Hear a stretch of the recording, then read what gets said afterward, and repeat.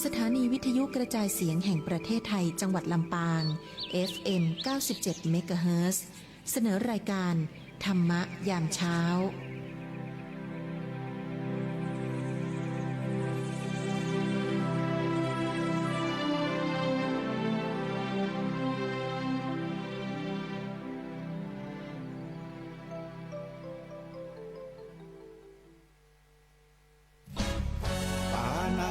ปาตาเวรมณีอทินนาทานาเวรมณีกาเมมุสาสุราเม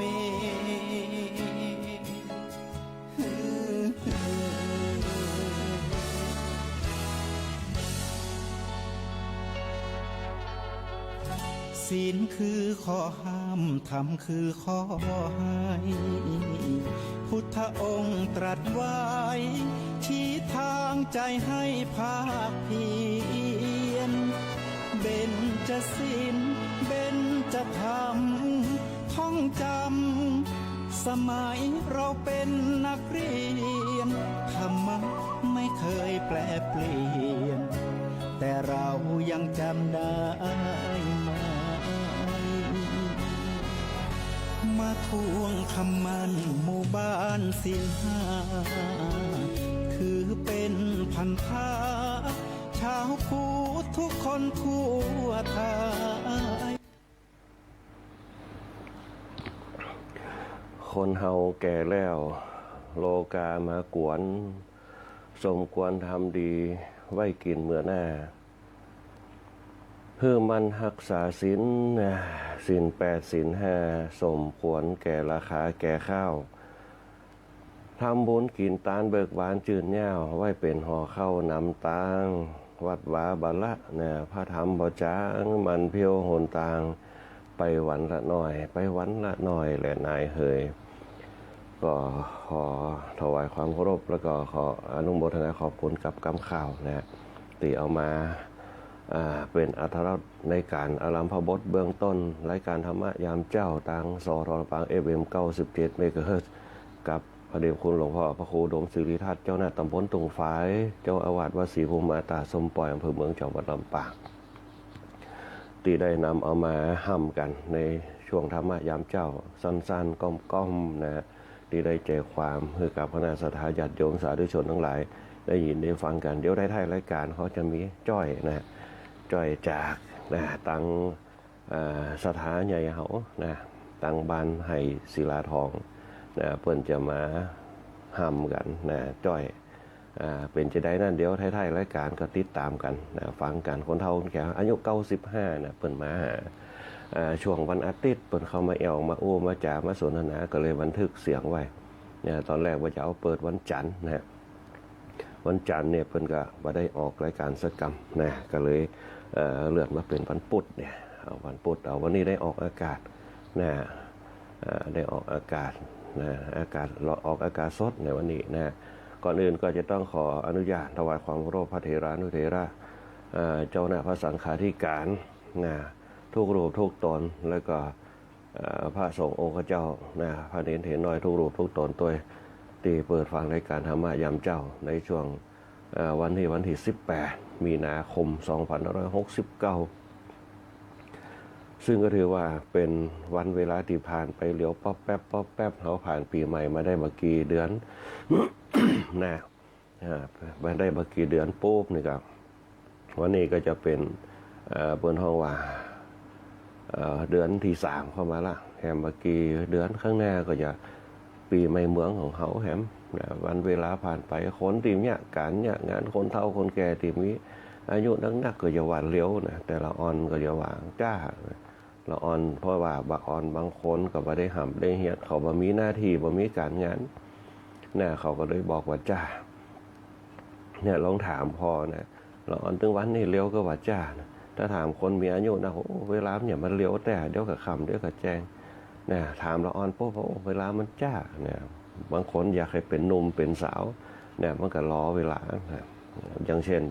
ปิดเทอม2 วันเสาร์อาทิตย์มันก็บอกว่าจ้า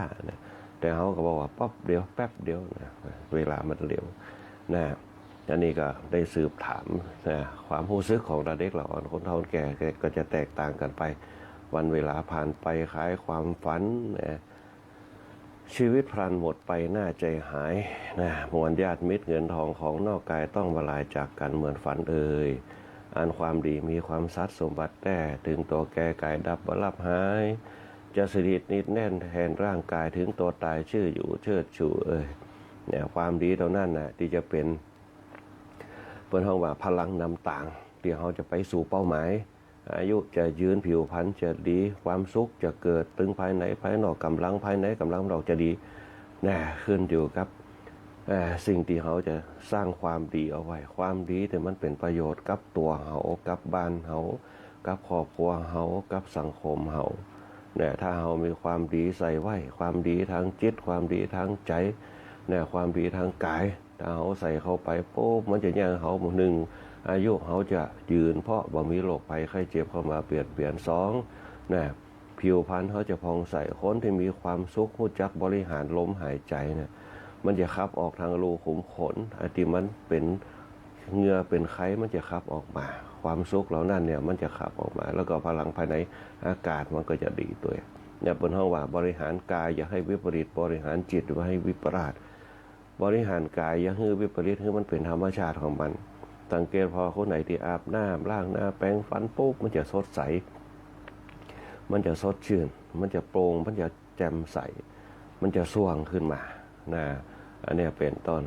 เพราะฉะนั้นเนี่ยสังเกตพอง่ายๆนะเวลาคนเฮาเนี่ยอาบน้ำเราใหม่มันจะสดชื่นเหมือนกับมีศีลเนี่ยศีลนี่คือการชำระกายวาจาใจคนที่มีศีลปุ๊บจะรู้จักสำรวม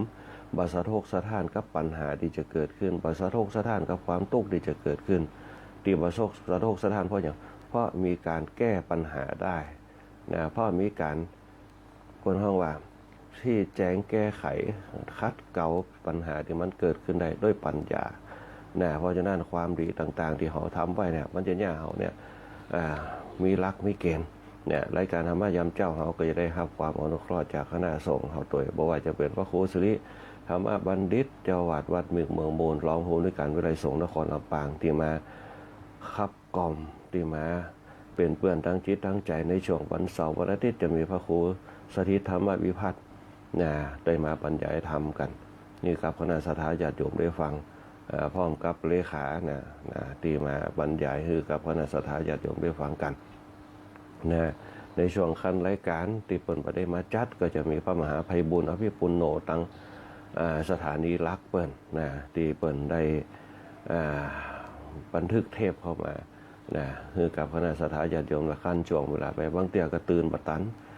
พอแป๊บตีสามตีสี่อย่างวันนี้ตื่นตีสามครึ่งคณะสัทธาญาติโยมเตรียมตัวอย่างเจ้าบัดตันพอแป๊บเดียวตีห้าละตั้งเครื่องตั้งอย่างหาข้อมูลต่างๆอันนี้เป็นต้นแวบเดียวตีห้าขนาดตีสามครึ่งเวลามันเร็วในการทำมายามเจ้าก็จะได้ความอนุเคราะห์จาก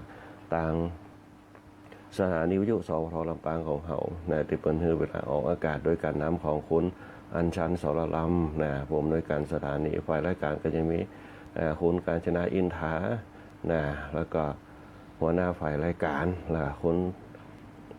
ก้อยอัชราพรปวงจันทร์ฝ่ายรายการเปิดคุณเอลชุติการเอาชัยเจ้าหน้าที่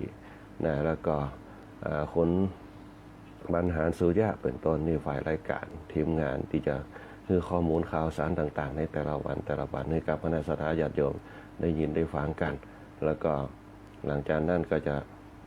เป็นฝ่ายช่างเฮาฝ่ายช่างเฮาหัวหน้าประสานทีมทองคนแหลมเพชรนันตาแสงคุณผู้เพียงพงศิริแสนแล้วก็ช่างต่อว่าที่ร้อยตีอาทิตย์วันณวารีเป็นต้นพร้อมกับช่างดิ้ว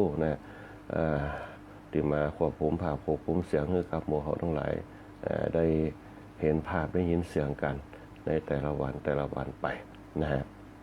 อย่างนี้ก็ทีมงานสทลำปางเขาอีกด้านหนึ่งก็จะเป็นคณะสัทธาญาติโยมผู้ฟังทุกคนทุกท่านตัวที่เข้ามารวมรับฟังรายการธรรมะยามเจ้าในช่วงแต่ละวันแล้วก็บางผู้บางท่านเพื่อก็จะเข้ามาทักทายกันเดี๋ยวเขาจะทักทายกันในช่วงท้ายๆรายการเพื่อบางเรื่องเป็นการเสียเวลาแล้วก็ จะได้มีเวลาไปตัวแล้วก็เขาจะได้ฟังเสียงนะของคณะศรัทธาญาติโยมเขาตั้งแต่พระครูพรธรรมชัยเปิ่นเขียนไปรษณียบัตรนะเปิ่นมีข่าวเข้ามามารวมสร้างสรรค์กันเขาถือว่ามารวมสร้างสรรค์กันได้เพราะธรรมะเนี่ยเขาแชร์ความคิดใส่กันนะคณะศรัทธาญาติโยมจะมีอย่างที่เปิ่นห้องว่าเพื่อแผ่ให้ครับคณะศรัทธาญาติโยมทั้งหลายก็เขียนมาได้พิมพ์มาได้เขาก็จะเอาข้อมูลต่างๆช่วยกันเพื่อแผ่กันแชร์ข้อมูลหากันเนี่ยจะได้เป็นเปิ่นห้องสัมพันธชนเป็นการสนทนาธรรมกันเหมือนกับทุกคนทุกท่านที่มาเนี่ยนะบางคนเปิดกับไปตีโรงเรียนวิสุทธ์นะไปไปจ่าอย่างปอบุญยืนวันก่อนปอบุญยืนกับ90นะ90ปลายนะอยู่รวมสมัยกันมาตั้งแต่เปิ่นอยู่ศึกษาจังหวัดปุณณะเปิ่นอยู่กันมาปอบุญยืนเนี่ยมาแอวหากันมามาจ่ามาสนทนาธรรมกันตั้งแต่สมัยรุ่นหลวงปู่จีเนี่ยตั้งวัดพระบาทมิ่งเมืองนะว่าจะเป็นหลวงพ่อวัดปากน้ำหลวงพ่อวัดสะเกษเนี่ยเปิ่นอยู่รุ่นของหลวงปู่จินวัดน้ำรอบนะจะเดี๋ยวสนทนาธรรมกันเนี่ยเปิ่นจะเป็นเปิ่นห้องว่าวิยาวัจกรวัดน้ำรอบนะก็ได้มาสนทนาธรรมกันบางข้างบางทีเปิ่นก็ขี่รถมาเองเนี่ยรถประจำตำแหน่งเปิ่นขับมาอายุ90ปลายยังตามูนเหมือนกันบ้านไร่ศิลาทองกับ90ปลายนะปั่นรถถีบมาตั้งแต่บ้านไร่ศิลาทองมาเอาขัวมาขายพ่องมาแวะหากันที่โรงเรียนบางเตี่ยบักป้ากันพ่องเปิ่นก็มานะรางวัลติดเนี่ยก็มาบันทึกเสียงนะบันทึกเสียงตอนแรกว่าจะคือเปิ่นจ้อยนะคือเปิ่นจ้อยในช่วงปีใหม่นะปีใหม่เนี่ยเป็นกำป้อนปีใหม่เปิ่นก็บอกว่ายังบ่พร้อมเตี้ยนะพร้อมกำลังไปหาข้อมูลไปนะก็เลยคือเปิ่นจ้อยคือเปิ่นข่าวกันนะในช่วงท้ายๆรายการเขาจะมาเอามาเผยแพร่กันแล้วได้ยินได้ฟังเสียงเปิ่นนะเดี๋ยวจะมาอู้กันนะในช่วงท้ายๆนะก็เจริญพรขอบคุณกับคณะศรัทธาญาติโยมกูคนไปตีเข้ามาร่วมรับฟังรายการธรรมะยามเจ้าในช่วงแต่ละเจ้าเป็นต้นไปนะเขาก็อยากจะให้มีส่วนรวมกันหรือว่าเป็นสนทนาธรรมกันก็ว่าได้แลกเปลี่ยนเรียนรู้กันนะมีอย่างขึ้นมาก็เอามามาจากกันได้นะก็บางครั้งอาจจะไม่ได้เปิดสัญญาณโทรศัพท์เข้ามาเพราะว่ายังบ่ค่อยถนัดเตือนนะที่เปิดสัญญาณเสียงเข้ามานะบ่ค่อยถนัดในเรื่องของการห้ามสายโทรศัพท์เรากันนะยังบ่ค่อยถนัดแต่บรรยายอย่างเดียวนะในช่วงระยะเวลาชั่วโมงหนึ่งนะคณะศรัทธาญาติโยมสาธุชนทั้งหลายนะในแต่ละวันนะเฮาอยู่กันมาบางคนก็อายุ60 70 80นะ40ก็ขึ้นมานะปัญหาแต่ละวันแต่ละยุคแต่ละสมัยมันก็เปลี่ยนไปนะเฮาบ่เคยหันเฮาก็หันเนี่ยในยุคนี้สมัยนี้ความเปลี่ยนแปลงของโลกความเปลี่ยนแปลงแห่งธรรมชาติเนี่ยมันเปลี่ยนแปลงไปจนในที่สุดปุ๊บเนี่ยมันก็เริ่มจะเกิดขึ้นนะปัญหาความวุ่นวายความเดือดร้อนต่างๆในการดำเนินชีวิตเฮาเนี่ยเพราะฉะนั้นเนี่ยมีคำกล่าวคำหนึ่งเนี่ยที่เคยได้ยินมาว่าเนี่ยปัญหาทุกอย่างความวุ่นวายทุกอย่างเนี่ยคนที่จะทนอยู่ได้เนี่ยก็คือคนปฏิบัติธรรมคนที่ปฏิบัติธรรมคนที่มีธรรมอยู่ในจิตคนที่มีธรรมอยู่ในใจจะปล่อยวางนะจะปล่อยวางจะอดทนจะอยู่กับตัวเก่าได้แม้กระทั่งปัญหาการกินการอยู่ในยุคปัจจุบันเนี่ยคนที่มีธรรมะเนี่ยจะรู้จักการใช้ปัญญาเพราะการใช้ปัญญาเนี่ยมันจะเกิดมาจากคนที่มีทานมีศีลมีภาวนาทีนี้คือเกิดปัญญาที่ว่าแก้ปัญหาไปนะที่เขาเคยได้ยินคำว่าเนี่ยเพียรพยายามต่อสู้กับสิ่งต่างๆชนะปัญหาอุปสรรคต่างๆในการดำเนินชีวิตเขาบางคนผ่านร้อนผ่านหนาวผ่านทุกข์ยากลำบากมาจนในที่สุดปุ๊บเนี่ยเกิดความสุขสบายในยามเท่าเพราะอย่างพ่อเขาดิ้นรนมาฝ่าฟันอุปสรรคต่างๆเนี่ยอย่างที่เขาหันคนเฒ่าคนแก่เขาเนี่ยมาเป็นช่างแต่สามารถสร้างขึ้นมาได้ช่างทุกอย่างช่างไม้ช่างปูนช่างเล็กเนี่ยคนเฒ่าแก่เขาบ่เคยเรียนรู้ในสถาบันที่เปิ่นสอนอาชีพแต่เปิ่นทำหุบเปิ่นได้และทำได้มาตรฐานและมั่นคงตัว นะเราเขาลองสังเกตว่าคนเฒ่าแก่ยังปหลวงไม่หลวงเขาเนี่ยบ่เคยเห็นรู้ในด้านศิลปะนะแต่มีความรู้ที่เป็นเพชรนะเปิ้นเฮาอย่างเช่นแปลงสวยกาบพ่องเนี่ยแปลงพานพุ่มพ่องนะแปลงมากซุมปูซุมพ่องนะงานต่างๆงานบ้านงานจองนะถามว่าเฮียนรู้มาก็บ่เฮียนรู้มาจากสถาบันต่างๆแต่เฮียนรู้มาจากป่อจากแม่ปู่ย่าตายายเนี่ยยังแปลงสวยเนี่ยยังแปลงผานใบสีเนี่ยยังแปลงก้างสืบชะตานะฮะงานประเพณีต่างๆที่เขาไปช่วยกันจะสืบทอดมาจากคนเฒ่าคนแก่ที่เปิ้นสอนมานี่แหละเปิ้นฮ้องว่าศีลตีเนี่ยคือเกิดจารีตคือพฤติกรรมนะเนี่ยคือเกิดจรรยามารยาทนะอันนี้เป็นต้นตานเนี่ยคืออย่างตานก็คือการเสียสละเวลาการน้อมรับสิ่งต่างๆที่จะเข้ามาซึมซับเพราะฉะนั้นสิ่งเหล่านี้เนี่ยในยุคปัจจุบันมันจึงหาค้นฝึกได้ยากแต่มันเป็นเปิ้นฮ้องว่าเป็นทรัพย์นะเป็นทรัพย์เนี่ยเป็นทรัพย์ที่เฮาว่าทรัพย์ที่ดีที่สุดที่ในยุคปัจจุบันคนเฮาเนี่ยต้องการเพราะมันเป็นความงดงามเดี๋ยวสมัยน้ำสมัยละอ่อนมันบ่เคยฮู้บ่เคยหันอันนี้ประเพณีบ้านเฮากะละอ่อนยุคใหม่จะจำบ่ได้จะบ่ฮู้ว่าเนี่ยประเพณีบ้านเฮาเพราะฉะนั้นในยุคปัจจุบันเฮาจึงโดนแย่งชิง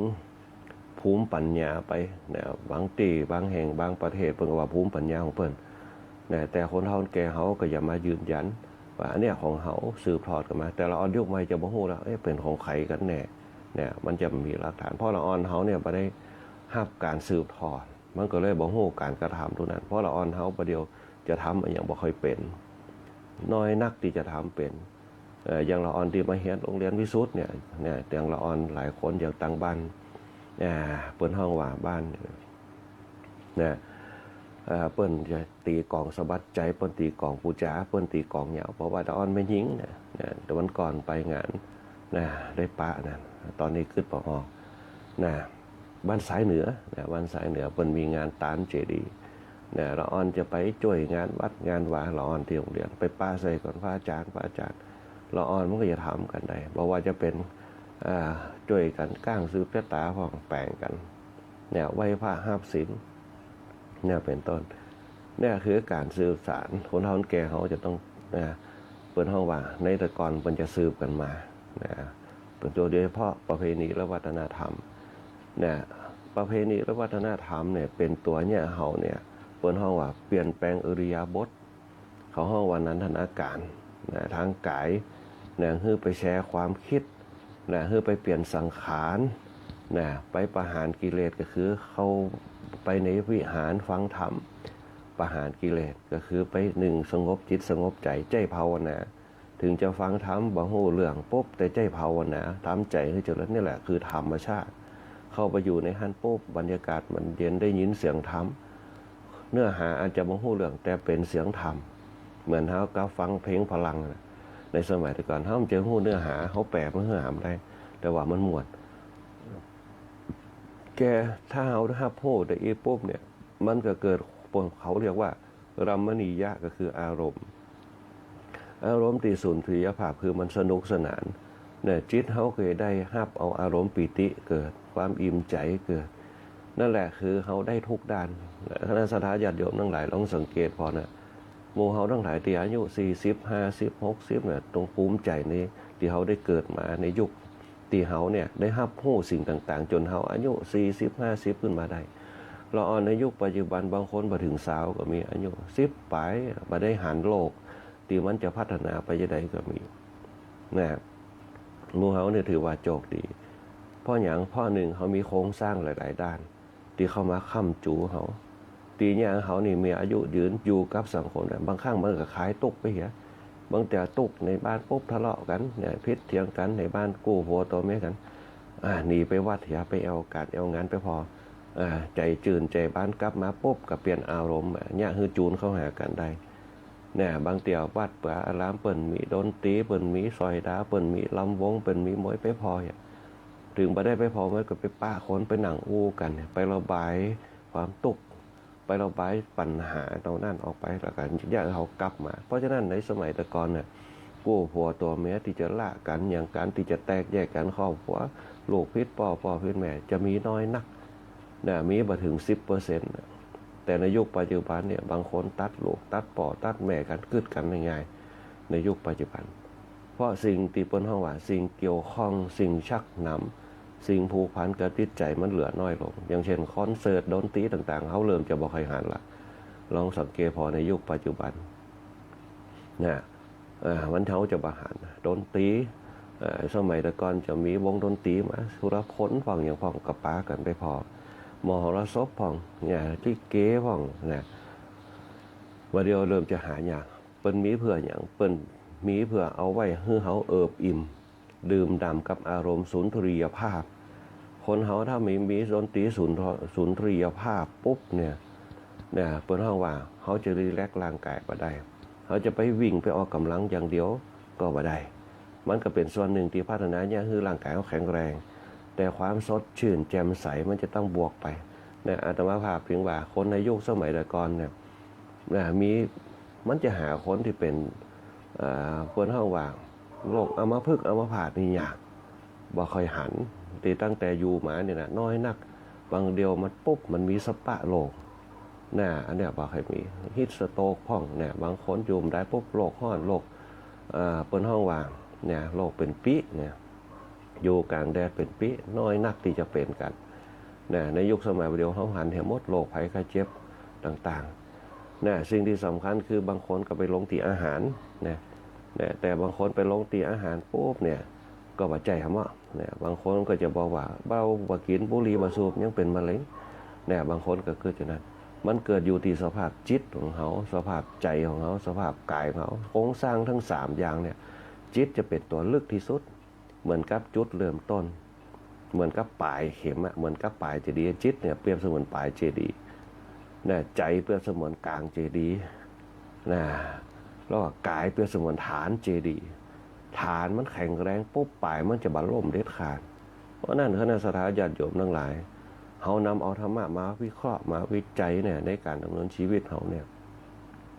ที่อย่างเปิ้นถึงฮื้อมีตานก่อนตานเนี่ยฮื้อเฮาทำเป็นพฤติกรรมเป็นนิสัยฮู้จักโป่งหวางจังมันปล่อยมันอยู่ที่ตัวเฮาคือได้เนี่ยฮื้อนึกถึงบั้นปลาย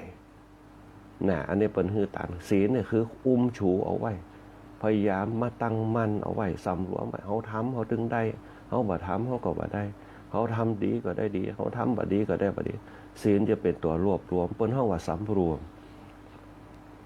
เหมือนกับกายเฮาคณะสัตยาติถ้าเฮาสำรวมเสงี่ยมเจียมตัวบ่ยังอยู่กับตัวเก่าเฮาได้มีตานเป็นพื้นฐานเนี่ยอย่างข้อแรกเนี่ยเอาไปรบกวนไปเบาว่าบ่ยังเนี่ยเฮาลองสังเกตพอเนี่ยบางคนเนี่ยดักจื้อคือว่าเดือดร้อนบ่เป็นเพศเป็นภัยก็อยู่ได้บางคนที่ดิ้นรนขนาดนั้นก็เป็นปัญหาเนี่ยเป็นในปุ่นเฮาว่าข้อแรกเอาอยู่กับตัวเก่าเฮาได้พี่บอกว่า5บ่จับที่เปิ้นว่าเนี่ยคือข้อแรกข้อที่2บ่ละเมิดสิทธิไผจะเป็นจะได้ก็ตามโหเท่าแก่เฮาเนี่ยแล้วข้อที่2อาตมาภาพเห็นชัดแต่เฮาจะไปเน้นในเรื่องการลักขโมยแต่เปิ้นจะรวบรวมกันบ่ละเมิดสิทธิไผเนี่ยเวลาเปิ้นมาวาดคนเฒ่าแก่เปิ้นว่าเปิ้นจะบ่เปิ้นจะบ่เล่าเรื่องคนอื่นเมื่อเพิ่นจะเรื่องศีลเรื่องธรรมเรื่องการเรื่องงานเป็นได้สบายดีก็ช่วงนี้ร่างกายเป็นจะได้ผ่องซื้อยาอย่ามากินเพิ่นจะเรื่องคนเฒ่าแก่เวลาอยู่วัดอาตมาภาพจะอยู่กับคนเฒ่าแก่นักในสมัยเป็นเน้นน้อยๆอยู่มาตั้งแต่เป็นขยมเพิ่นจะเรื่องสุขภาพอนามัยเพิ่นจะตัดในเรื่องละเมิดสิทธิคนอื่นไผจะเป็นจะได้บ้านนั่นเป็นจะบ้านเป็นจะนั้นว่าจะบ่มีจะบ่ละเมิดสิทธิไผคนเฒ่าแก่ในยุคสมัยเก่าๆยุคสมัยก่อนเปิ้นจะอยู่กับตัวเปิ้นได้เปิ้นถึงฮู้จักฐานะตัวเก่าถึงจะตกจะจนจะอยู่กับตัวเปิ้นอย่างเดียวคนเฮาจึงเข้าหากันได้ง่ายในยุคสมัยแต่ก่อนบางครั้งเปิ้นมีสตังค์เปิ้นมีเป็นผู้ดีมีห่างพวกเขาก็เคารพนับถือเปิ้นรวยเปิ้นหยังเฮาก็พัฒนาไปเตยเปิ้นจะบ่อิจฉาเปิ้นบ่มิจฉาทิฏฐิใส่นี่แหละคือข้อที่2คนเฮาแต่ก่อนเปิ้นมีอยู่เปิ้นบ่ละเมิดสิทธิไผจะเป็นจะได้อย่างบ่ว่าจังคือเปิ้นก็อินดูกันไปเหียใจเมตตาธรรมเมตตากรุณามุทิตาอุเบกขาใส่ไปเหียโปร่งวางไปเหียเนี่ยข้อที่2ข้อที่3เนี่ยฮู้จักไว้ของเปิ้น แต่เป้าหมายเนี่ยห้ามประพฤติผิดในกามเนี่ยอันนี้เขาเน้นตรงนั้นแต่ว่าการสำรวมข้อนี้หู้จักเพศเนี่ยกามคือความใคร่ปัญหานักที่สุดเนี่ยกามคือความใคร่มันเป็นตัวเริ่มต้นเนี่ยให้เกิดราคะเนี่ยให้เกิดตัณหาเนี่ยให้เกิดโมหะเนี่ยให้เกิดโลภะเนี่ยให้เกิดโทสะผ่ามันลามไปติดๆแต่ถ้าเขาตัดกามได้ปุ๊บเนี่ยคนเขาถ้าตัดกามได้นะมันจะอยู่ด้วยกันได้คนเขาที่มันวุ่นวายเนี่ยตีทะเลาะวิบัติกันกามมันเป็นตัวเกิดกามอยากจะมีเงินอยากจะได้เงินกามอยากจะมีกู่นักขึ้นเนี่ยบางครั้งตัดกามไปได้ความอยากตรงนั้นปุ๊บตัณหาก็จะบ่มีราคะก็จะบ่มีราคะคือความกำหนัดกามคือความใคร่เหมือนกับมาอยู่ในจิตของเขาใคร่เหมือนกับเขาใครได้รอดเขากึดอยู่หันโอ้กันนี่มันงามกันนี่ใครได้กันนี่ไฟฟ้ากันนี่สีนี่ความใคร่มันเกิดเนี่ยพอมันใครได้ปุ๊บเขาเอาผูกมาพอปุ๊บความกำนัดมันมาละความเขาต้องเอาละเนี่ยมัน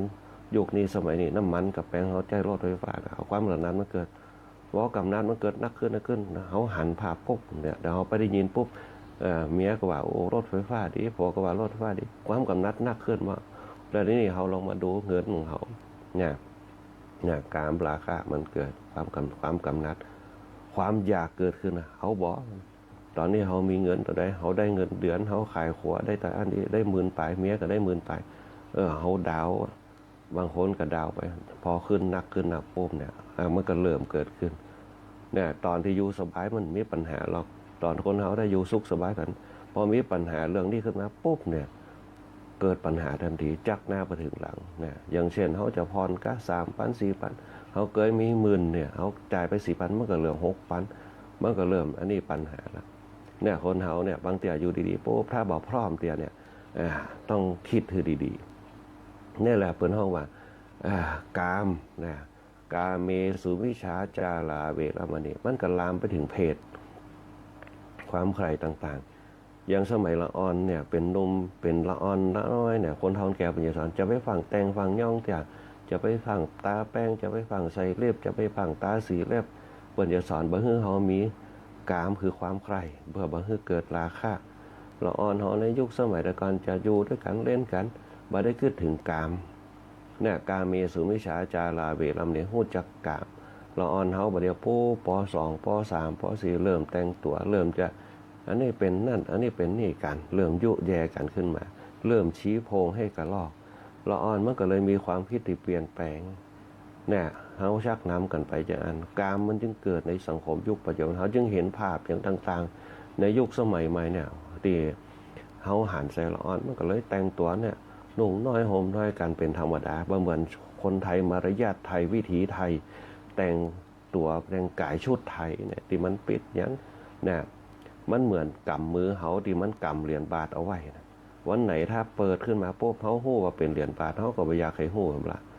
เนี่ยเปิ้นฮ้องว่าสมัยแต่ก่อนเปิ้นเป็นจี้เนี่ยแม่หญิงเปิ้นก็เป็นกุลสตรีรักนวลสงวนตัวแต่ว่าเดี๋ยวมันต่างกันเฮาก็บอกโอ้มันยุคสมัยใหม่มันก็แม่นแต่ความเป็นไทยเฮาในยุคสมัยมันมีคุณค่านะมันเลยเนี่ยให้เกิดมารยาทมันเนี่ยให้เกิดการเจียมตัวมันจำให้เกิดจารีตประเพณีขึ้นดีงามขึ้นมานะเนี่ยบนห้องว่ากาเมสุมิจฉาจาราถ้าฮู้จักเพศได้ปุ๊บเพศละอ่อนเป้าหมายคืออย่างต้องฮู้จักความเป็นอ่อนต้องเจียวฟังผู้รักผู้ใหญ่เพิ่นสอน2ต้องมันทำมันเหียนเพื่อสร้างฐานะดอกขยันหานะยามน้อยขยันหาความฮู้นะยามใหญ่มาปุ๊บพยายามหาเงินหาทองยามเฒ่ายามแก่มาพยายามขยันหาทางสว่างทางสงบนะอันนี้เป็นตอนมันจะเป็นไว้ของแต่ละคนไปเฮาบริหารไว้เป็นโป๊บเนี่ยมันก็อย่างคือ1เฮาบ่ต้องไปคืดหนักเนี่ยกาเมสุมิจฉาจาราเลยเอาไปเรียกมันดีเนี่ยอันที่4เนี่ยก็จะเรื่องมุสาวาทเนี่ยโอ้สันด้วยกันด้วยความสัตย์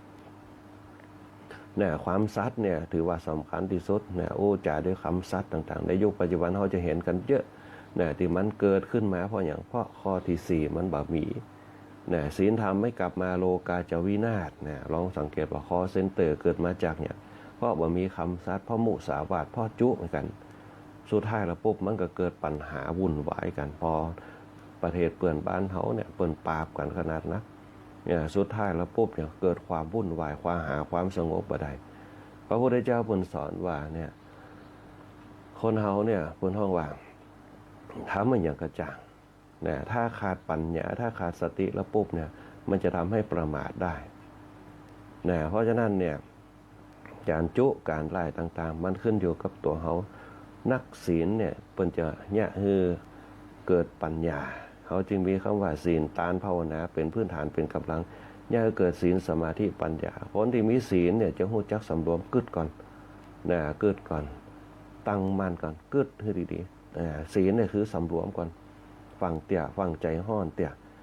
สมาธิคือตั้งมั่นคือได้รวบรวมกึดให้ดีๆปัญญาปุ๊บตัดสินใจเลยคนเฮาเนี่ยมันเผลอในความที่เป็นคนเฮาในยุคสมัยใหม่เนี่ยศีลสมาธิปัญญาบ่เกิดบ่ได้สืบเข้าไปปุ๊บ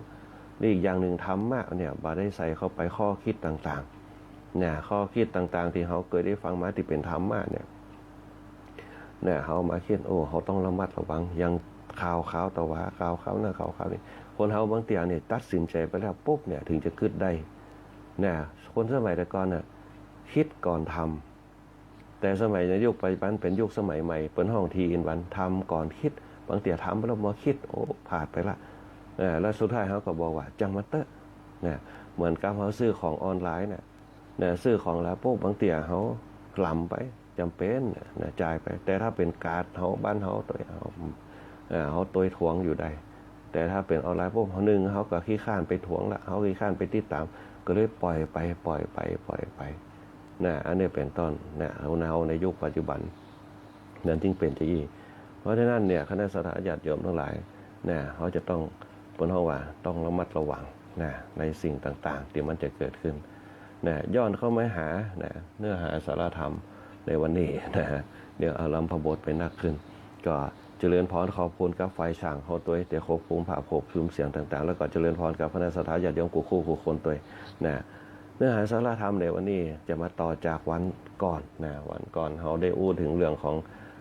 กิเลสอาสวะต่างๆอย่างตีเขาอู้กันไปได้เกี้ยมันก็เหมือนกันบางทีมันตัดได้ปุ๊บเนี่ยแต่เขาลืมไปว่าสิ่งที่มันขำอกขำใจที่มันขำจิตของเขาก็คืออาสวะอาสวะมันจะเป็นตัวกิเลสที่อาศัยอยู่ในจิตเขาพุ่นแต่ในใจไปเท่าใดในใจเนี่ยเขาสามารถที่ขับได้โดยการใจสมาธิเป็นตัวหลักปฏิบัติแต่ในจิตของเขามันขำใจอาสวะคือสิ่งที่มันนอนเนื่องอยู่ในจิตของเขากิเลสทั้งหลายที่มันนอนเนื่องเปิ้นเฮาว่ากิเลสที่นอนจมมักบ่มอยู่ในจิตเฮาที่มันเป็นข้อกังขาอยู่บางเตียมันโป๊ะมันนึกภาพได้มันคล้ายแบบตกนี่เป็นต้นเพราะฉะนั้นเนี่ยพระพุทธเจ้าเพิ่นจึงบอกตัวอาสวะเนี่ยกับตัวอวิชชาเนี่ยมันเป็นของคู่กันเพราะฉะนั้นกำจัดได้ปุ๊บอย่างที่บอกเอาไว้คือใจมรรค8เนี่ยเป็นตัวกำกับมรรค8ที่เฮาเคยอู้กันไปเนี่ยเป็นตัวกำกับโดยเฉพาะสัมมาทิฏฐิเนี่ยเป็นตัวขจัดออกไปมองโลกในแง่ดีต่างๆเหมือนกับเฮาได้อู้กันไปตะเกียบใจสัมมาทิฏฐิคนที่มีสัมมาทิฏฐิเนี่ยคือมีความเห็นที่ดีปุ๊บเนี่ยมันจะตั้งหลักได้เร็วมันจะบ่มีอารมณ์โทสะเข้ามาครอบงำมันจะมีอารมณ์โทสะเข้ามาครอบงำมันจะเนี่ยคือสิ่งที่เขาจะทำเนี่ยที่มันเป็นสัมมาทิฏฐิเนี่ยเกิดขึ้นกับจิตอย่างเดียวมรรค8ข้อแรกพอได้มรรค8ข้อแรกปุ๊บข้อที่2เนี่ยมันก็จะตามมาสัมมาทิฏฐิสัมมาสังกัปปะความการอย่างเนี่ยคือมันดีขึ้นมาตรงนี้เป็นต้นมันก็จะกำจัดอาสวะกิเลสทั้งหลายออกไปได้ก่อยๆคัดไปพอสิ่งเหล่านี้ปุ๊บมันต้องก่อยๆขจัดออกไปก่อยๆคัดออกไปคือมันหมดไปในที่สุดอันนี้แหละเป็นห้องว่าการกำจัดอาสวะกิเลสทั้งหลายที่จะเข้ามาสู่จิตสู่ใจเฮาในสมัยพุทธกาลก็มีเหมือนกันที่พระพุทธเจ้าเนี่ยเปิ่นเคยกำจัดอวิชชาทั้งหลายคือดับไปเมื่ออวิชชาดับไปปุ๊บภพมันก็พบก็คืออย่างที่เขาหันอยู่เบื้องหน้าเขานี่แหละ มันก็จะดับไปนะเขาต้องกำจัดออกไปให้ได้ โดยหนึ่งสมาธิพยายามคิดดีทุกอย่างนี่มันเป็นสิ่งที่ดีหมดถ้าเขาเอาเรื่องดีเข้ามาทำบอกว่าจะเป็นการเผชิญหน้าต่างๆนะถ้าเขาเป็นเรื่องดีขึ้นมานะทุกอย่างเขามองโลกในแง่ดีวิสัยทัศน์ที่ดีทุกอย่างดีหมดมันจะเป็นความสุขที่ก่อตัวขึ้นมานะแล้วก็เนี่ยคือความตุกต่างๆที่จะเข้ามาลุมเล่าเขาเนี่ยเขาสามารถแก้ไขได้นะเขาสามารถกำจัดได้แล้วก็สร้างภูมิต้านทานได้เพราะฉะนั้นเนี่ยคณะสัตยาญาติโยมทั้งหลายเนี่ยคำกล่าวอันหนึ่งเนี่ยตีตัวเนี่ยตีเนี่ยคือเขาเนี่ยหมดสิ้นกิเลสทั้งหลายนะอย่างน้อยก็คือก่อยๆเนี่ยไปเป็นลำดับขั้นนะฮะอันนี้เป็นต้นอันนี้ก็ห้องว่าการกำจัดอาสวะกิเลสทั้งหลายนะแล้วก็ถามว่ามันจะเข้าถึงนิพพานได้ก็นะการกำจัดอาสวะกิเลสทั้งหลายเนี่ยมันก็ต้องไปตามลำดับป่านขั้นการตอนเพราะเขากำจัดได้ปุ๊บเนี่ยนะเขาก็อย่างเงี้ยคือความดับกิเลสทั้งหลายมันเป็นขั้นเบื้องต้นนะเป็นขั้นบนการดับตรงนี้แหละจนดับขั้นสูงสุดอุปาทิเสสนิพพานถ้าเขาสามารถดับได้ปุ๊บเนี่ยความทุกข์ทั้งหลายนะมันก็เริ่มเป็นเบื้องต้นละเริ่มจะเข้าสู่นิพพานก็คือความดับนะความดับกิเลสทั้งหลายแต่ถามว่าจะกลับมาเกิดก็อันนั้นเป็นแห่งเรื่องหนึ่งเตียแน่ปุ๊บเขาเข้าถึงนิพพานแต่นิพพานมันเป็นเรื่องละเอียดนะการดับกิเลสทั้งหลายเนี่ยแต่เขานำเอามาใจเป็นประทัดฐานอย่างจึงวันเนี่ยเขาก็เข้านิพพานก็นะถ้าเขาดับอย่างละเอียดได้ปุ๊บเนี่ยนิ่งกับสิ่งเหล่านั้นนิ่งสงบความนิ่งสงบสยบความเคลื่อนไหวนะนิ่งไว้ก่อนแต่บ่มีโคตรบ่มีเกียรติอย่างสักอย่างอยู่ในตัวบ่มีโทสะบ่มีโกธะอยู่ในจิตปล่อยไปนะเขานึกสงสารเถอะใจความเมตตาอยู่ในจิตของเขาแผ่เมตตาคือบริหารจิตให้ดีนะคือมันนิ่งคือใดนะเพราะว่าคำว่านิพพานในทางพระพุทธศาสนาเนี่ยเป็นห้องว่าถือว่าเป็นความละเอียดอ่อนจั้งสูงเขาห้องว่าปรมัตถ์ก็คือมีเนื้อความที่สุขุมละเอียดอ่อนมากนะครับบางครั้งเนี่ยอาจจะเข้าใจได้ยากนะเข้าใจได้ยากเพราะฉะนั้นเขาเริ่มไปเป็นขั้นเป็นตอนหลังจากเขามีวิธีการกำจัดกิเลสทั้งหลายโดยเฉพาะกำจัดกิเลสที่มันเกิดขึ้นเบื้องหน้าอย่างที่บอกไว้ได้กี้ก็นะก็คือหนึ่งก็คือกามสองราคะนะแล้วก็สามตัณหานะกำจัดตรงนี้ออกไปได้ก่อนเป็นเบื้องต้นก็อย่างนี้คือเขาบัดติดข้องมองใจครับสิ่งต่างๆนะอย่างคือมันเป็นไปตามธรรมเป็นไปตามธรรมชาติของมันนะอันนี้ก็เป็นเรื่องเป็นราวตีในพรรษาที่5นะในพรรษาที่5นี่ก็จะมีนิทานนะเป็นประวัติของอุบาสกอุบาสิกาพระเถระพระเถรีทั้งหลายนะอย่างในพรรษาที่5เนี่ยวันนี้ก็จะพูดถึงเรื่องพระนันทะนะพระนันทะเนี่ยหลังจากที่พระพุทธเจ้าเขาเนี่ยเสด็จไปกรุงกบิลพัสครั้งแรกเนี่ยที่ท่านกล่าวว่าโปรดพระนันทะเนี่ยซึ่งเป็นพุทธอนุชาอุปสมบทเป็นภิกษุเนี่ยการอุปสมบทของพระนันทะเนี่ยคณะสัตยาญาติโยมทั้งหลายเนี่ยจะมีเหตุการณ์อย่างหนึ่งเนี่ยพระนันทะเป็นหลานของพระพุทธเจ้าเนี่ย ก่อนที่จะบวชได้เนี่ยพระนันทะนี่จะแต่งงาน เนี่ยจะแต่งงานเนี่ยกับนางชนบทกัลยาณีเนี่ยชนบทกัลยาณีแปลว่าเจ้าหญิงผู้งดงามในชนบทนะเจ้าหญิงผู้งดงามในชนบทพระพุทธเจ้าเสด็จเข้าไปนะครับบาทในงานแต่งงานเนี่ยของหลานเปิ้นเนี่ยพระนันทะกำนางชนบทกัลยาณีเนี่ยเข้าไปงานแต่งงานอันนี้ก็ลองพิจารณาใครควรดูนะเข้าไปงานแต่งงานไปฮับบาตรอย่างเช่นเขาจะแต่งงานแต่ก่อนเพิ่นจะนิมนต์ทุกเจ้าไปให้กูบ่าวสาวใส่บาตรทำบุญก่อนเนี่ยก็ตอนไปแล้งเพิ่นจะจัดงานกันเจ้าบ้านเจ้าจองเพิ่นจะมารวมงานแต่งงานกัน นะที่อาตมาภาพเห็นจะอั้นนะที่เคยไปในช่วงตอนเจ้าพระพุทธเจ้าเนี่ยไปบิณฑบาตนะพอไปบิณฑบาตโป๊ไปฮับบาตรบ้านนันทะ หลานเปิ่นกับนางชนบทกริยานีพอไปถึงปุ๊บพระพุทธเจ้าก็ทรงบาตรให้เนี่ยทรงบาตรให้นันทะหลานเปิ่นที่จะเป็นเจ้าบ่าวนะเพราะนั้นถ้าก็ฮับบาตรเสร็จปุ๊บเนี่ยฮับบาตรเสร็จแล้วปุ๊บเนี่ยพระพุทธเจ้าก็เดินไปบาตรกระขำในมือนันทะ นันทะเดินไปตัวปุ๊บนะโยนเดินไปเดินตัวข้างๆไปอุ้มบาตรไปตัวเหมือนขยมนะพระพุทธเจ้าก็ถามว่าจะบวชกะเนี่ยนันทะ นันทะก็ตอบจากใจก็จะแต่งงานเนี่ยคณะสัทธาญาติโยมทั้งหลายได้ความเกรงใจในพระพุทธเจ้าพระพุทธเจ้าถามเนี่ยจะบวชกะจะบวชก็เนี่ย ขอจงมาอภัยตัวเองเพราะนั้นถ้าก็ตอบว่าบวช จะบวชตอบเขาว่าเนี่ยจะบวชด้วยความเคารพในพระพุทธเจ้า ได้ความเคารพในพระพุทธเจ้าพระพุทธเจ้าก็ได้อุปสมบทให้นะได้อุปสมบทให้นะได้อุปสมบทให้เหี้ยเนี่ยในเรื่องของพระนันทะนะอันนี้ก็คือในเรื่องของพระนันทะหลังจากนั้นไปปุ๊บเนี่ยย้อนมาหาลูกของเปิ้นนะหลังจากนั้นไปปุ๊บเนี่ยได้อุปสมบท จนในที่สุดปุ๊บพระนันทะได้บรรลุอรหัตผลนะหลังจากนั้นปุ๊บก็ได้ไปโปรดพระราหุลแถมเป็นโอรสคือบรรพชาเป็นสามเณรเนี่ยแล้วก็เสด็จออกไปจากกรุงกบิลพัสนะอันเนี้ยเป็นตอน ในที่สุดปุ๊บพระนันทะก็ได้บวชเป็นพระอริยสาวกในสมัยพุทธกาลนะ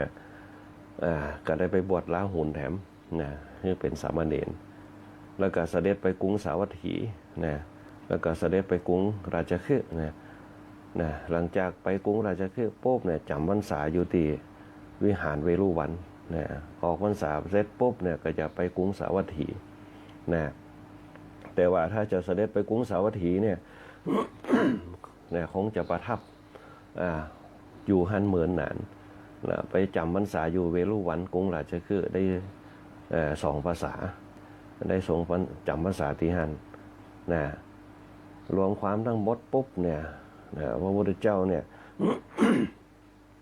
จำพรรษาตั้งแต่กรุงสาวัตถีจนถึงกรุงกบิลพัสเนี่ยเมินนานเหมือนกันแล้วก็ทรงรับปริญญาของอนาถบิณฑิกาเศรษฐีในกรุงสาวัตถีว่าจะเสด็จไปประทับในเชตวันซึ่งที่เป็นวิหารของอนาถบิณฑิกาถวายอนาถบิณฑิกะตอนนั้นเนี่ยเป็นบุตรของเป็นห้องว่าบุตรของเศรษฐีชื่อว่าสุมาณะเดิมชื่อว่าสุทัตตะเดิมชื่อว่าสุทัตตะแต่ว่าเป็นที่สุทัตตะเป็นห้องว่าเดิมชื่อ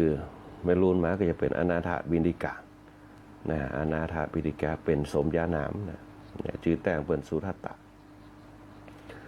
หลังจากนั้นไปปุ๊บเนี่ยก็ได้อุปถากพระพุทธเจ้าอุปถากพระพุทธเจ้าตั้งแต่เวรุวันมากรุงราชคฤห์อนาถบิณฑิกาเศรษฐีก็ได้ไปมีโอกาสไปเฝ้าพระพุทธเจ้าได้พระพุทธเจ้าได้ก็ได้บรรลุมรรคผลก็คือโสดาบันได้ทูลแสดงเจตนาสร้างวิหารอันนี้อนาถบิณฑิกะเป็นอุบาสกเป็นคนบ้านได้บรรลุโสดาบันเพราะฉะนั้นเนี่ยคณะสัทธาญาติโยมทั้งหลายเนี่ยการที่คนบ้านที่บรรลุมรรคผลเนี่ยมันก็ยอมเกิดขึ้นได้แต่ว่าตั้งต้นมาจากศีลตั้งต้นมาจากทานตั้งต้นมาจากภาวนาจนในที่สุดปุ๊บเนี่ยฝึกต่อเก่าให้เกิดศีลสมาธิปัญญาแล้วก็เข้าสู่ธรรมะต่างๆเพราะฉะนั้นเนี่ยธรรมะแต่บทแต่ละตอนจะเป็นแนวทางจะเป็นวิธีการที่จะแนะนำเขาชักนำเขาไปสู่เป้าหมายเป้าหมายที่เขาตั้งเอาไว้โดยเฉพาะฌาน3อวิชชา3กับฌาน3เนี่ยบรรลุโสดาบันปุ๊บเนี่ยก็ได้ถวายผลถวายสร้างวิหารถวายวิหารถวายพระเวรุวันเวรุก็คือป่าไผ่จำไว้ให้ดีแต่ว่าวิหารหลังแรกอนาถบิณฑิกาเศรษฐีสร้างถวาย แล้วก็ทูลขอทรงรับปฏิญญาว่าพระพุทธเจ้าทรงรับแล้วก็วิหารหลังนั้นไปตรงนี้เป็นต้นเมื่อพระพุทธเจ้าได้เสด็จไปยังเชตวันทรงรับปฏิญญาแล้วปุ๊บนันทะก็เสด็จไปตุยพระนันทะเสด็จไปยังตีอู้กันไปตะกี้พระนันทะปุ๊บก็เสด็จไปตุยก็ถามว่านันทะนี่คิดจะละสิกขาก็ถามนันทะเนี่ยกลับมาถามนันทะว่าจะละสิกขาก็ก็คิดว่านางชมบทกัลยาณีจะล้อเรื่องการทำงานมงคลวิวาหามงคลอยู่นันทาก็บวชมาบวชมาเหมือนบวชมาเหมือนละได้พรรษาหนึ่งได้พรรษาหนึ่งละด้วยความเคารพในพระพุทธเจ้าด้วยความเคารพในพระพุทธเจ้าการตัดสินใจบวชครั้งนั้นด้วยความเกรงใจพระพุทธเจ้าด้วยความเกรงใจพระพุทธเจ้าพระพุทธเจ้าก็คิดว่าใจการบวชด้วยความศรัทธาเพราะฉะนั้นเมื่อบวชแล้วจิตใจวันไหวกับนางชนบทกัลยาณีอยู่เสมอคิดว่าจะละสิกขาคิดว่าจะละสิกขานันทะความทราบถึงพระพุทธเจ้าพระพุทธเจ้าก็ทรงห้องไปถามห้องไปถามนันทะไปถามนันทะก็ทูลถามทูลรับตามความเป็นจริงพระพุทธเจ้าได้นำนันทะไปปานันทะไปไปพอบนสวรรค์เลยตอนแรกไปหาสถานที่ต่างๆหานางลิงนางลิงตีมันนั่งอยู่บนต่อไม้ตีไฟไม้ดำกึ่นหลืนไปหาลิงก่อนถ้าว่าลิงนางลิงงามก่อนโอ้บางงามดำขึ้นเลยพระเจ้ากับปลาไปพอปุ๊บกลางโต่งไปหันเสนกหยางไปหันเสนกหยางนกหยางนี่งามก่อนโอ้นกหยางนี่งามตัวสีขาวปากสีแดงเกิดความชอบขึ้นมาชอบนกหยางทีนี้พระพุทธเจ้ากับปลาไปบนสวรรค์จันทาวดึงส์ได้เห็นนางเทพอัปสรมีกรูปงามก็ตรัสถามว่านางอัปสรนางฟ้านี่งามก็งามขนาดนักงามขนาดนักงามกว่านางโชโบกัลยาณีก็หรือว่านางฟ้ากับนางโชโบกัลยาณีไผงามกว่ากันเพราะนั้นถ้ากระทูลว่านางอัปสรสวรรค์หรือว่านางฟ้างามกว่านักหลายเต่าเทียบกันประติษพระพุทธเจ้าก็ตรัสว่าพระนันทะยินดีประพฤติพรหมจรรย์ต่อไปแหมก็ถ้ายินดีประพฤติพรหมจรรย์ต่อไปรับประกันว่าเมื่อได้นางอัปสรเหล่านี้แล้วก็ทรงนำนันทะกลับมานันทะเมื่อเห็นนางอัปสรจิตก็ค่อยคลายจากนางโชนบทกัลยาณีมุ่งไปตีนางอัปสรตั้งใจประพฤติพรหมจรรย์ต่อไปประพฤติพรหมจรรย์โดยคิดว่าเพื่อจะได้นางฟ้าเปิ้นห้องว่ามีตัวประกันเอาไว้โมนี่ปุ๊บพอปฏิบัติธรรมเพื่อคิดถึงนางอัปสรปุ๊บโมภิกษุทั้งหลายก็มีการโจษจานกันว่าพระนันทะบวชเพื่อคิดจะได้นางฟ้าภิกษุทั้งหลายก็พากันกล่าวท่านเป็นลูกจ้างของพระพุทธเจ้ากะเป็นผู้ที่พระพุทธเจ้าทรงซื้อไทยเอาไว้เป็นค่าจ้างนางอัปสรกะอันเริ่มมีกรรมกึศละเพราะนั้นถ้าเมื่อได้ยินกรรมอูนี่มันปุ๊บเกิดความละอายใจจิตก็นายจากนางอัปสรนางโดยคำดูถูกเหยียดหยามต่างๆว่าผลบวชมาพออยากได้นางฟ้าความคิดอยู่ในจิตปุ๊บความนายจากนางอัปสรก็เกิดขึ้นมาทันทีตั้งใจจะพืชพรหมจรรย์ต่อไปเมื่อขั้นมิจิตเบื่อนายแล้วปุ๊บการประพฤติพรหมจรรย์ก็ได้ประสบวิมุตติสุขคือความรู้พ้นจากอาสวะกิเลสทั้งหลายคณะสัทธาญาติโยมทั้งหลายวันรุ่งขึ้นไปปุ๊บได้ไปกราบทูลพระพุทธเจ้าว่าพระพุทธเจ้าได้ทรงเป็นผู้ที่พ้นจากจากการหับประกันเพื่อที่จะได้นางอัปสรได้นางฟ้า เนี่ยถ้าไปทูลถามว่าได้อยากจะเป็นคนป้นจากการหับประกันที่จะได้จากการได้นางฟ้าเนี่ยนะพระพุทธเจ้าก็ได้เปล่งอุทานขึ้นมานะเปลือกตมเนี่ยคือกามเนี่ยนะเปลือกตมคือกามอันบุคคลได้ข้ามได้แล้วปุ๊บเนี่ยนะนามคือกามอันบุคคลได้ย่ำยีได้แล้วปุ๊บเนี่ยบุคคลนั่นเนี่ยบรรลุความสิ้นไปแห่งโมหะคือความหลงทั้งหลายย่อมว่าได้วันไหวเพราะสุขและทุกข์ทั้งหลายเปลือกตมคือกามอันบุคคลใดข้ามได้แล้วหนามคือกามอันบุคคลใดย่ำยีได้แล้วบุคคลนั่นบรรลุความสิ้นไปแห่งโมหะทั้งหลายย่อมไม่หวั่นไหวเพราะความสุขและทุกข์เนี่ยพระพุทธเจ้าตรัสสอนคนเฮาบางครั้งเนี่ยเขาต้องหาวิธีการที่จะกำจัดกิเลสของเขาคือได้ในการดำเนินชีวิตของเขาบอกว่าจะเป็นสุขบอกว่าจะเป็นทุกข์เนี่ยทุกอย่างมันมีอุปสรรคแต่ว่าเขาจะต้องหาวิธีการคือใดในการแก้ปัญหาเรานั่นไปเนี่ยเพื่อให้พ้นจากความทุกข์แล้วก็ความสุขทั้งหลายเนี่ยพระพุทธเจ้าเพิ่งก็เลยแนะนำวิธีการใช้ชีวิตแบบมัชฌิมาปฏิปทาในการดำเนินชีวิตของแต่ละคนแต่ละท่านในการดำเนินชีวิตไปอันนี้ก็เป็นเรื่องของพระนันทะในพรรษาที่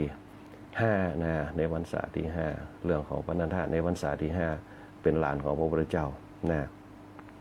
ตีเนี่ยคือคนเฮาทั้งหลายเนี่ยมองเห็นทางแล้วก็มองเห็นธรรมในการบรรลุธรรมนั้นได้เรื่องของพระนันทะเดี๋ยวคราวต่อไปเขาจะอู้ถึงเรื่องอุบาสิกาอุบาสิกาที่เป็นอัครสาวิกานางพระรูปนันทาเถรีพระรูปนันทาเถรีเนี่ยเป็นน้องของพระนันทะอันกำหนึ่งเป็นน้องของพระนันทะอันกำหนึ่งที่จะมาบวชเป็นภิกษุณีเราจะอู้กันในวันต่อไปในลำดับต่อจากนี้ไปเนี่ยก็จะนำเอาเปิดห้องว่าเสียง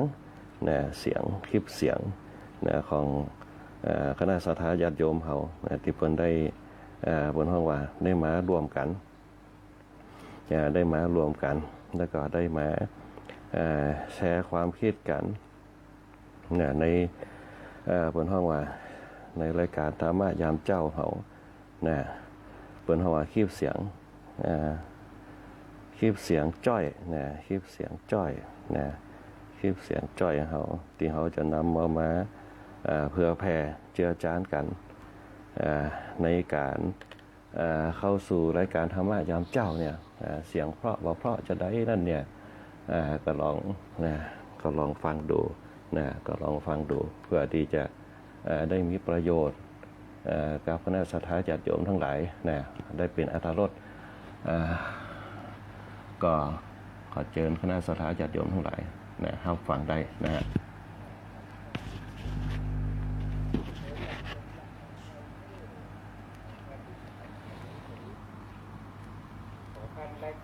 อาจารย์มีวุฒิปริยากรสัก5 นาทีหรือ6 นาทีอย่างเนี้ยคำพันฟ้าเปรียบเปยเอาไว้สมควรจะได้นำไปศึกษายิ่งเห็นยิ่งหูยิ่งเกิดพยากรรมอุปมาเขาท่าบ่น้อยหัวล้านได้วีเขี้ยวเล่าเขี้ยวเว้าเลยโอ้ยเมียนไก่ได้ฟอยแน่ใสของมีราคาแม่นว่าบ่ใจประโยชน์บ่ได้อยู่ที่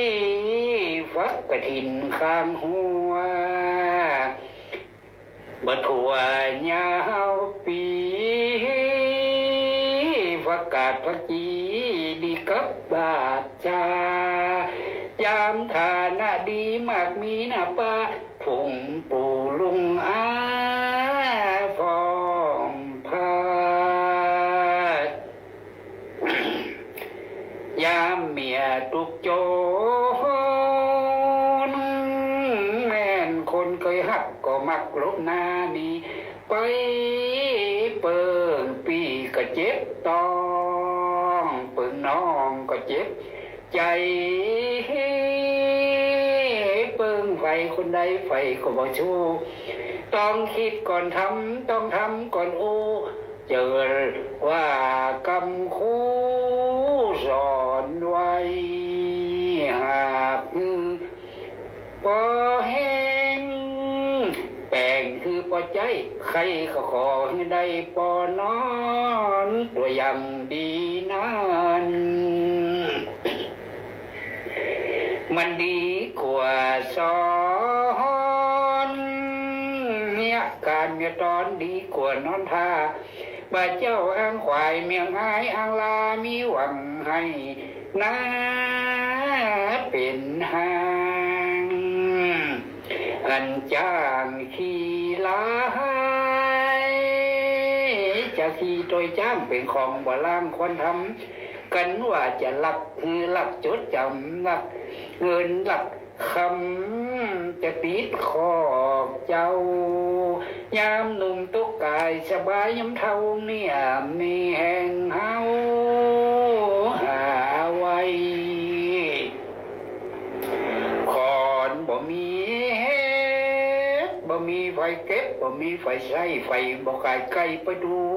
กูเงินคนตุกกาเลียดจากปูเขียดเข้าปาก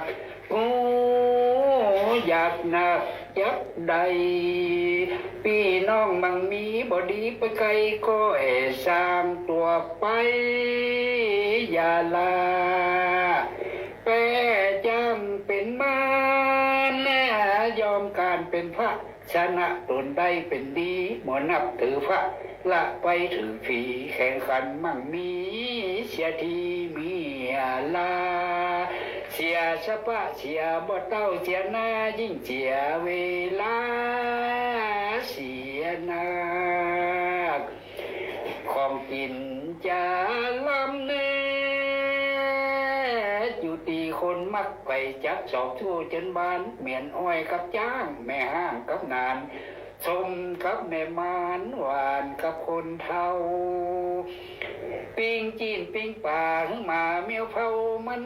กาบกินเอาหมดลึงคนงามนาตาแปลงนาสาบถึงทาแปลงนาบึงนาง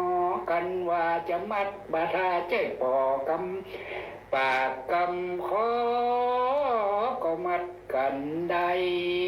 คนเงาก้าไก่คนลวกก้าไก่นั่งหัวคันได้หับสาบกีตีปอไว้จิตใจบ่ฮับมันกับตีจอมหลอมหูมิตรที่เคยฮักแม่นตักพิโหกายเป็นศัตรูเมียอยู่วงเราพระน้อยจะดีอยู่ตีทุเจ้าก็อบรมเอาทำมาลืมยังลืมไปจะได้ลืมละตากูลโคตรเงาวงใหญ่กินตาลยาน้ำนำปลาสุกใจการเหือไฟยิ่งใหญ่ในลาตกก่อนเป็นคูณตกบอลลูนเป็นลาเปิ่นได้ดีมาถึงหูอันว่านี่ใช่ของใจเจ้าจู้เขาถึงจังคู่จังสมจะเลี้ยมมาแข้งแม่นมันจะข่มประโยชน์นิยมเป็นยาแก้ไขตกปืนไข่หัวตกตัวไข่ให้หันปืนฟาดไปอย่าช้ำกันเขาเป็นไฟใดเป็นน้ำก่อยลิ้นถอกความดับไฟศัตรูชีวิตคือกังวลใจอย่างใครมีใช้เฮาก็ต้องสู้อยู่ตูมยังดีเป็นนี้เงินกูตุกเหลี่ยนอนหูโกนไม่ข้าวลานนานำมาก่อนใกล้ถึงบทจะได้จบลงทุกคนโชคดีเจ้าเท่านี้เขาวาดวางลงก่อนแลนายจบบริบูรณ์แล้วครับ ก็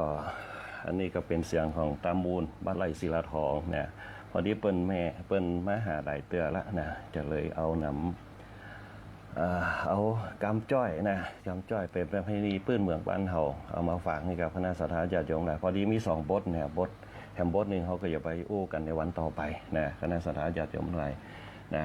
วันนี้เวลาหมดเวลาแต่ว่าภาพเจริญพรขอบคุณกับคณะสัตยาติโยมกุคนที่เข้ามารวมรับฟังรายการธรรมะยามเจ้าบอกว่าจะเป็นคุณโยมสารวัตรคุณโยมสุภาวดีคุณโยมปานนอมคุณโยมมนชนกนะคุณโยมอุศรีคุณโยมนพดลคุณโยมแสงเดือนนะคุณโยมอัมภัยตุปีพระโชตินรินทร์นะคุณโยมแดงหวานคุณโยมจันฟ้องคุณโยมเพนคุณโยมวันดีนะคุณโยมใจแดงนะแล้วก็คุณโยมแอดตัวแล้วก็คุณโยมสมัครคุณโยมคำมวนคุณโยมสมพรคุณโยมแม่ที่วาวันคุณโยมบวรคุณโยมปานอมคุณโยมจันทาโดยคุณโยมแม่เป็นศรีคุณโยมแม่ศรีพันธ์คุณโยมธนชาคุณโยมสุภาพรคุณโยมอัมพันธ์คุณโยมเอราวัณโดยคุณโยมนวลศรีนะคุณโยมกัญญาคุณโยมพิสมัยคุณโยมลาวันคุณโยมดาราสินเจืองสิริตัวเนี่ยป้าสุนีตังบ้านโถงหัวจ้างตัวคุณแม่สลวยตามบ้านคริยาตัวประโคพรเอามาใช้ตัวที่ฟังรายการธรรมะยามเจ้าอยู่วันนี้เวลาหมดอาตมาภาพพระคุณบุญปริยติยากรก็ขอเจริญพรลากับคณะสัตยาติโยมเอาไปแต่เพียงเท่านี้โอกาสหน้าค่อยมาพบปะกันใหม่วันนี้ก็ขอเจริญพรติดตามรับฟังรายการธรรมะยามเช้าได้ใหม่ในวันและเวลาเดียวกันนี้ทางสถานีวิทยุกระจายเสียงแห่งประเทศไทยจังหวัดลำปาง FM 97 เมกะเฮิรตซ์